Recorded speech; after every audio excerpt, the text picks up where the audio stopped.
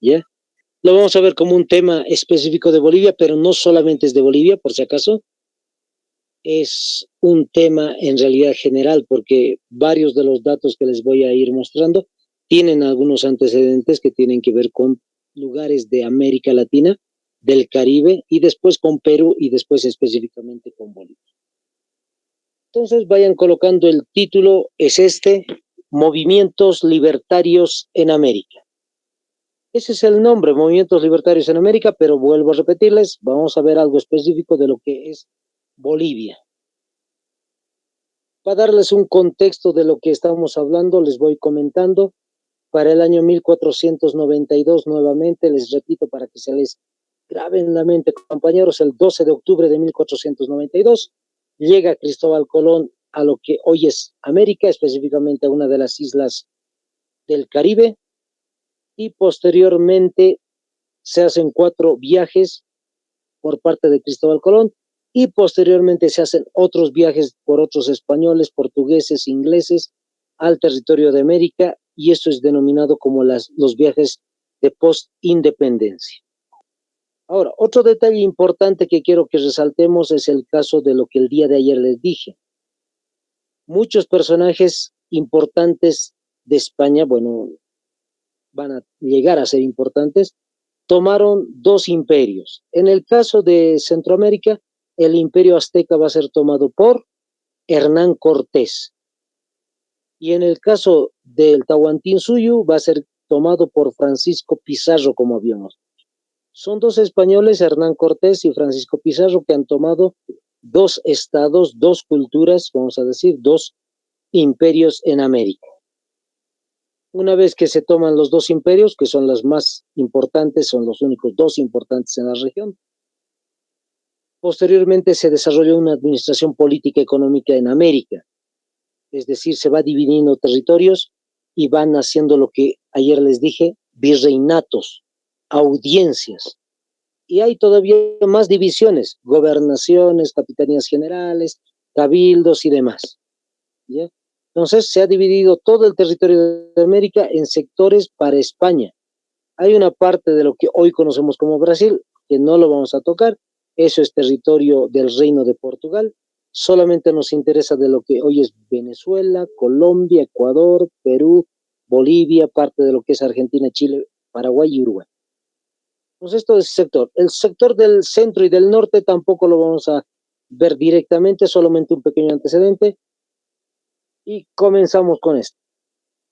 Este es el sumario, es decir, es el pequeño índice que vamos a ir resaltando, los antecedentes que ya les mencioné, y posteriormente vamos a ir viendo los héroes de lo que fue las luchas de liberación. ¿Por qué les estoy mostrando este tema? Porque mañana, a más tardar el lunes, entramos al tema de la independencia de Bolivia. Fíjense, ahí está en segundo punto, Tomás Katari Curuzallahui, es su esposa. Es un tipo de relación muy interesante la que vemos aquí en América. En Europa solo se menciona el varón y nada más.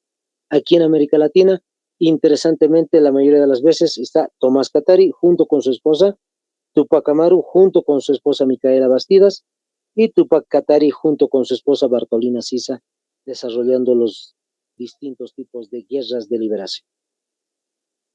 Listo. Antecedentes, coloquen compañeros.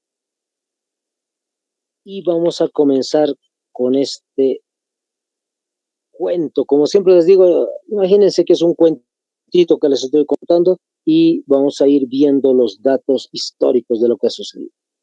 Este pequeño antecedente se conoce con el nombre de Rebelión de Bauruco. Anótenle por si acaso no creo les pregunten, espero incluso que no les pregunten, pero si les preguntan ya lo van a tener en mente por lo menos. Rebelión de Bauruco. El año en que se desarrolla esta rebelión son 1519, anótense, 1519 al año 1533. Otra vez, 1519 a 1533. Ahí está. El lugar donde se va a desarrollar esta rebelión de Bauruco. La isla La Española. la isla La Española. Ahora, les voy comentando a modo de cuentito, les decía, es un antecedente, los que deseen pueden ir tomando nota. De lo primero, sí vamos a tomar nota. El nombre del personaje se llama el cacique Enriquillo. Ahí en la estatua pueden ver también debajo, Enriquillo, dice, clarito, cacique Enriquillo. Les voy comentando qué es lo que sucedió con el personaje. En realidad, la cultura que estaba existiendo en ese sector, la española, eran los taínos. La cultura se llamaba taínos. Lamentablemente los españoles los han tomado, los han conquistado en este caso, y lamentablemente el padre de este personaje, de Enrique, falleció. Y Enrique, este español, perdón, este indígena que están viendo ustedes, ha sido criado por españoles. A medida que va creciendo el personaje, va aprendiendo muchas cosas de los españoles. Educación no le ha faltado. Seguramente mucho de lo que va a ser la educación católica ha sido muy, muy sobresaliente en ese ámbito. Y posteriormente llega a tener algún puesto interesante. Pero se casa y lamentablemente uno de los líderes españoles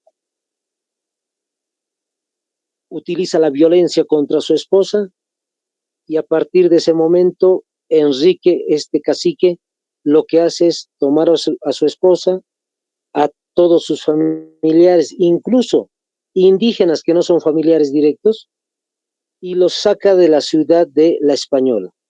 ¿A dónde se los va a llevar? En realidad es una isla, como les dije. Se los va a llevar a la selva, al interior de la selva de esta isla. Eso es, compañeros, la rebelión de Bauruco. Bien sencillito. Se fue con todos los indígenas a lo que va a ser el centro de la selva para vivir aparte. A los españoles lamentablemente no les ha agradado esa idea. ¿Qué es lo que hicieron? Trataron de tomar preso a Enrique el cacique y también a otras personas, a los indígenas, y llevarlos de vuelta a la ciudad. Pero no se pudo. Ha sido muy importante e interesante el tipo de estrategias que ha hecho Enrique y al final se defendieron muy bien. Incluso han tomado al líder de los españoles y en vez de asesinarlo, ¿qué es lo que hizo Enrique, este cacique? Dejarlo en libertad. Más adelante va a haber una especie de conversación entre los dos grupos de español y el indígena y van a tener una especie de acuerdo de paz. Los indígenas pueden vivir en la selva solitos, sin necesidad de que los españoles les estén ordenando o dominando. Una de las cosas peculiares, lamentablemente la cultura desapareció. ¿Por qué desaparece? No por los españoles directamente. Han tenido distintos tipos de enfermedades, como la viruela. Anótense ese tipo de enfermedad, lo van a resaltar. La viruela, esta enfermedad no existía en América Latina, en lo que se conocía con el nombre cultural de Abya-Yala. No existía la viruela. La gripe, la tos, son enfermedades que al día de hoy nosotros lo contraemos y con algunas pastillas, medicamentos, pues tranquilamente nos sanamos. El detalle de los indígenas ha sido que sus defensas eran muy bajas y ha sido una especie de pandemia, si quieren ustedes, en América Latina. Miles y miles, cientos de miles de personas han fallecido por estas enfermedades que los españoles, para ellos era muy sencillo, la gripe, el resfrío común, como se dice, o la viruela, pero para los indígenas ha sido un daño terrible.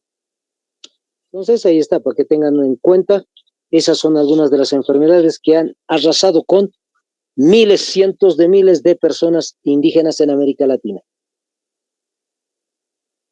Vamos ahora sí con un subtítulo. Pasamos el antecedente, vamos con otro dato importante. La rebelión, ese es el subtítulo. La rebelión, solamente anoten la rebelión, les voy indicando después el nombre del personaje de quien estamos hablando. La rebelión como tal se ha desarrollado entre los años, anótense, 1536, otra vez, 1536 hasta el año 1572. 1572 entonces termina la rebelión. Son muchos años, si se fijan, 36 al 72, muchísimos años de lucha.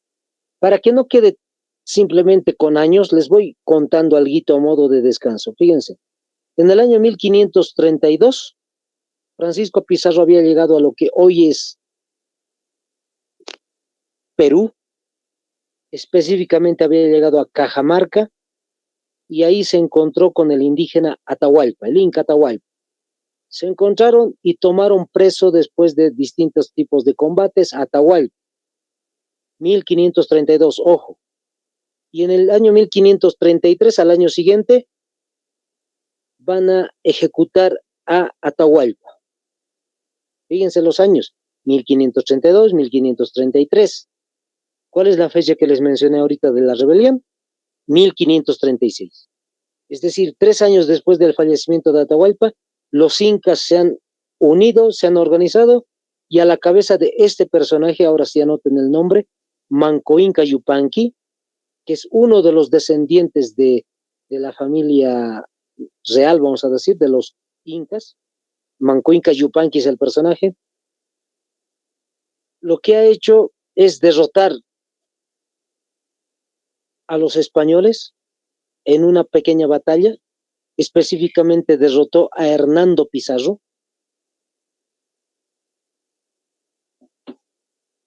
e incluso ocupó una fortaleza de los españoles. Entonces, eso es lo que sucedió con Inca Yupanqui. Iba Manco Inca Yupanqui tratando de ocupar distintos tipos de sectores, pero lamentablemente no pudo continuar venciendo a los españoles, y en el año 1545 fue asesinado. Entonces, 1545, fíjense, 1536 a 1545, 9 años de lucha, y al final Manco Inca Yupanqui fallece, es asesinado. ¿En qué año murió, dicen? Otra vez, 1545 fallece. Gracias. Ya, para resumir un poco esto, vamos a ir anotando estos detallitos. Fíjense, el sucesor de Manco Inca Yupanqui es el siguiente que están viendo en línea, Sayri Tupac.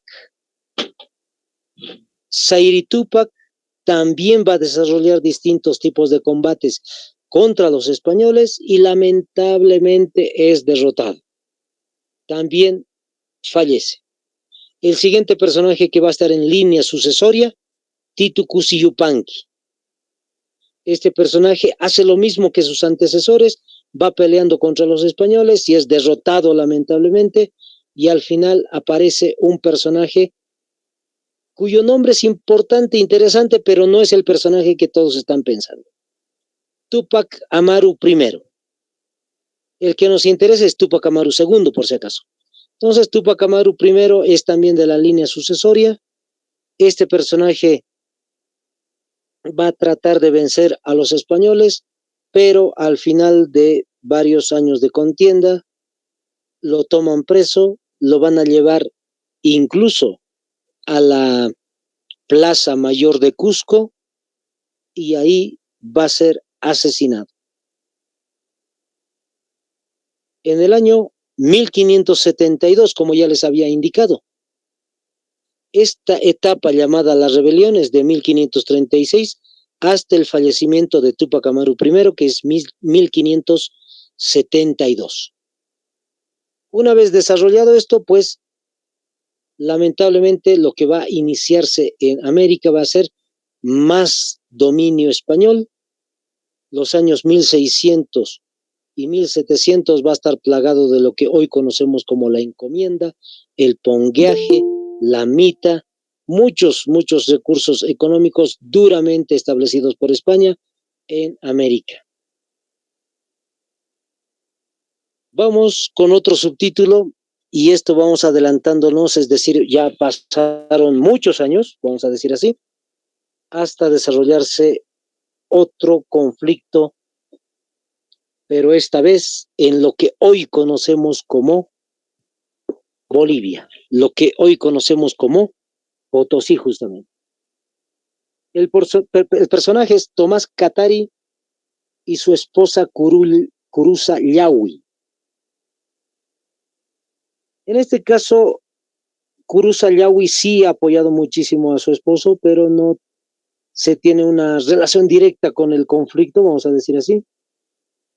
En este caso, vamos a resaltar un poquito la figura de Tomás Katari más que la de Kurusa Llawi. Y vamos a anotar incluso la fecha de nacimiento y el lugar de Tomás Katari. Anótense, el lugarcito de nacimiento se llama San Pedro de Macha. San Pedro de Macha. El año es 1740. Fíjense, ha pasado muchos años. 1740, entonces es el año de nacimiento. No se tiene fecha específica, solamente el año. ¿Y dónde fallece el personaje? Es un lugar muy curioso también. La Cuesta de Chataquilla. Es decir, es en la misma región, pero se llama el lugarcito Cuesta de Chataquilla. ¿Qué es una cuesta? Es una bajadita en realidad. Cuando decimos cuesta estamos diciendo una bajada. Entonces, en la bajada de Chataquilla, si quieren ustedes. Y aquí sí tenemos fecha específica. 15 de enero de 1781. 15 de enero 1781. Ese año subrayen los chicos. 15 de enero y subrayen 1781. Les voy comentando rápidamente. Van a ir tomando nota ustedes. Para comenzar, todo el conflicto es 1777, ¿ya? Vamos a comenzar con ese año. En el año 1777 hay un español llamado de esta manera, Blas Bernal. Blas Bernal, ambos con la B alta, Blas Bernal. Este español, asimismo se decía que era el único líder de la región de Potosí. Sí era líder español, pero lo que ha hecho es usurpar el cargo de cacique de Tomás Katari. En otras palabras, Tomás Katari tenía que haber llegado a ser cacique de la región, solo cacique de los indígenas, no de los españoles, solo de los indígenas, pero Blas Bernal no le gustó la idea, entonces lo que dijo es, está prohibido que otra persona, en este caso Tomás Katari, sea líder. Yo soy el único líder, tanto de españoles como de indígenas. Listo. Eso es lo que hizo Blas Bernal. Para el año 1778, a ver, vamos a ver ahorita, 1778, el problema se va a agudizar muchísimo más, van a ser distintos tipos de denuncias, pero lamentablemente no va a ser no le van a hacer caso a Tomás Katari, y entonces el tema lo va a llevar Tomás Katari hasta Buenos Aires. Fíjense en la imagen, ¿dónde está Potosí y dónde está Buenos Aires? Entonces, el personaje tuvo que viajar muchísimos kilómetros hasta Buenos Aires. Como están viendo ahí, 2.300 kilómetros de viaje hasta Buenos Aires. Ahora, ojo, hay un detalle muy curioso. A los indígenas no se le permitía sentarse en un caballo o en un burrito para poder transportarse. Tenía que ir a pie. Entonces, fue acompañado con uno de los compañeros indígenas, Tomás Achu se llama el personaje, Tomás Achu, y con este personaje fueron pues caminando hasta Buenos Aires.